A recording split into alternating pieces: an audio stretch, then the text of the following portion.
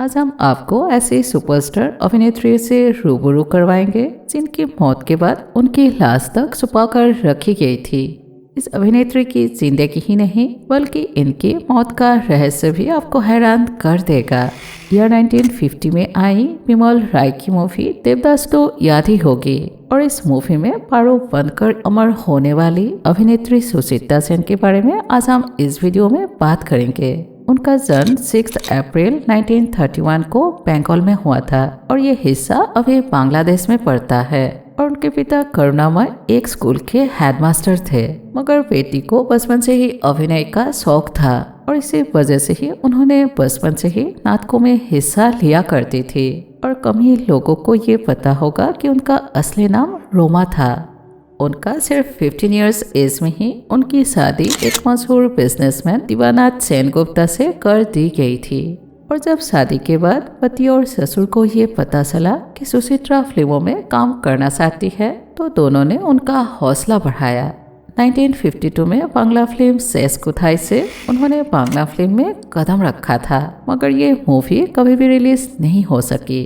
लेकिन सुचित्रा और अभिनेता उत्तम कुमार की जोड़ी को धीरे धीरे बंगाल के लोगों को पसंद आने लगी और इसके बाद दोनों ने एक साथ 30 फिल्में की थी और सभी के सभी फिल्में सुपर डुपर हिट रही थी। 1955 में विमल रॉय की मूवी देवदास से सुचित्रा सेन ने हिंदी फिल्मों में भी तहलका मचा दिया था, लेकिन सुचित्रा सेन ने सिर्फ से हिंदी मूवीज की है। लेकिन फिर भी उनका स्टारडम मीना कुमारी और मधुबाला से कम नहीं था और उन्हें उस समय की सबसे ज्यादा फीस मिला करती थी। और सुचित्रा एक बहुत ही ज्यादा अच्छी एक्ट्रेस भी थी। यहाँ सुचित्रा तो फिल्मों में कामयाब होती जा रही थी, लेकिन इस वजह से वो अपनी पति से दूर होती गई और वहाँ उनके पति शराब में डूबने लगे और फिर सुचित्रा को छोड़कर अमेरिका चले गए। लेकिन एक हादसे में 1969 में वहाँ उनकी मौत हो गई थी। लेकिन यहाँ सुचित्रा भी फिर कभी दूसरी शादी नहीं की और बेटी मुनमुन के साथ रहने लगी। लेकिन 1988 में सुचित्रा की एक मूवी फ्लॉप हो गई थी और इसी बात का उनको इतना ज्यादा गहरा धक्का लगा था कि उन्होंने फिल्मों को ही अलविदा कह दिया था और अपने एक घर के कमरे में कैद हो गई थी और 36 इयर्स तक वो इसी कमरे में कैद रही।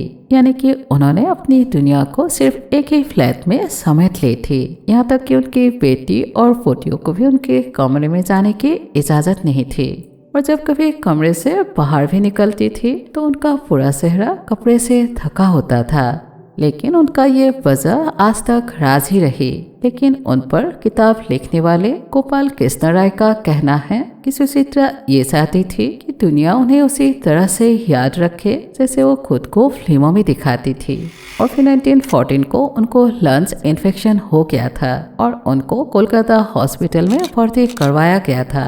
लेकिन उनको 17 जनवरी को हार्ट अटैक आ गया था और उनकी मौत हो गई थी और इसके बाद भी उनके लाश को छुपाकर ही अंतिम संस्कार किया गया था।